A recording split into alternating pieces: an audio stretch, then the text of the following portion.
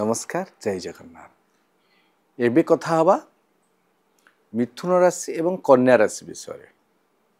मिथुन राशि अधिपति होउचंदी बुध एवं कन्या राशि अधिपति होउचंदी मध्य बुध एवं एई जो समय कथा होउचे एई कोन फल रहिबो सेप्टेम्बर 17 तारिख रु अक्टोबर 16 तारिख कन्या मासर फल।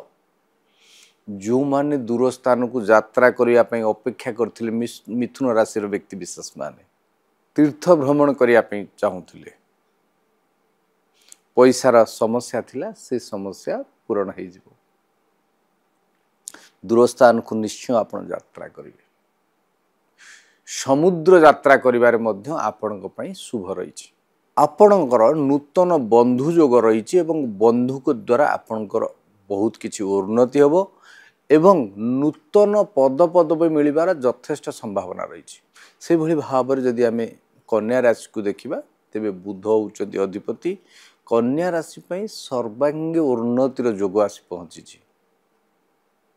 आपणकर वैवाहिक जीवन में समस्या चलता कलह जो चलता से तर विलुप्त हो, मानसिक शांति मिलिबो, भूल बुझामणारू मुक्ति मिलिबो। बुध होउचंदी वाक क्षेत्र अधिपति, बुध मध्य धनर कारक, किंतु आपणकर ठीक समय उपस्थापन रिप्रेजेंटेशन भूल होगा कारण आपन को बारंबार आसूची समस्या। तेरे कौन करिवे उपाय आपण बुध दारक गछ आनिकी घरे लगांतु, सफलता मिलिबो एवं खर्च कला बेले टिक कंजूसी हेकि खर्च करन, मन इच्छा खर्च करंतुनी, संचय टिके हुअन्तु, सफलता आपन चरण छुई। जय जगन्नाथ।